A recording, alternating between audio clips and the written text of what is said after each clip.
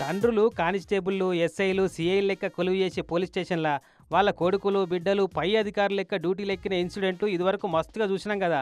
ఇగో ఇది కూడా అసుంటిదే. కాకుంటే తండ్రి బిడ్డలు అయితే గారు గాని గురు శిష్యులట వీళ్ళిద్దరు. ఆగో సెల్యూట్ కొట్టుకుంటారు చూడు ఒకరికొకరు. గురువు పోలీస్ కానిస్టేబుల్ అయితే శిష్యురాలు ఎస్ఐ. ఇద్దరిది ఒకటే స్టేషన్ల డ్యూటీ.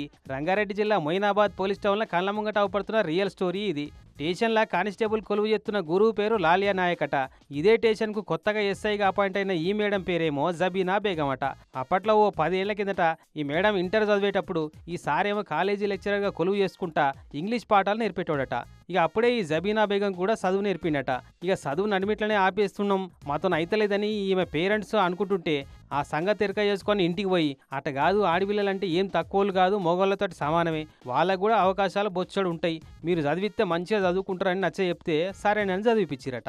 తల్లిదండ్రుల ప్రోత్సాహం కూడా బాగానే ఉంది. మేము ఒకసారి కాలేజ్ నుంచి కంట్రీ నుంచి వెళ్తే వాళ్ళ పేరెంట్స్తో మాట్లాడడం జరిగింది. వాళ్ళ పొజిషన్ ఉండే స్థాయి విలేజ్లో దీని గురించి కొద్దిగా తెలుసుకోవడం జరిగింది.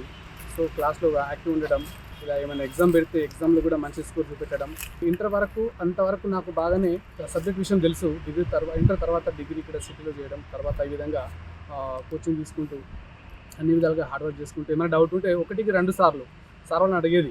ఇక అప్పుడు చేసిన సాయంతో చదువు పూర్తి చేసి ఎస్ఐ పోస్టుకు అప్లై చేసి జాబు సంపాదించిందంట ఈ జబీనా మేడం. మాకు ఇంగ్లీష్ లెక్చరర్ సార్ మోటివేట్ చేస్తుండేవాళ్ళు అన్నట్టు, ఎప్పటికైనా ఆగిపోవద్దు, చదువుకోవాలి. అక్కడ కాలేజ్లో లెక్చరర్గా ఉండే ఇప్పుడు గైడ్ ఇస్తూ ఉండే కాబట్టి మళ్ళీ ఒకటే స్టేషన్లో చేయడం అంటే ఇప్పుడు ఒక తోడుగా అంటే ఏది జరిగినా గైడర్గా ఏదైనా మిస్టేక్ చేసినా వాటిని రెక్టిఫై చేసేటట్టుగానే అట్లా చూసుకుంటారు. అది హ్యాపీగా ఉంది.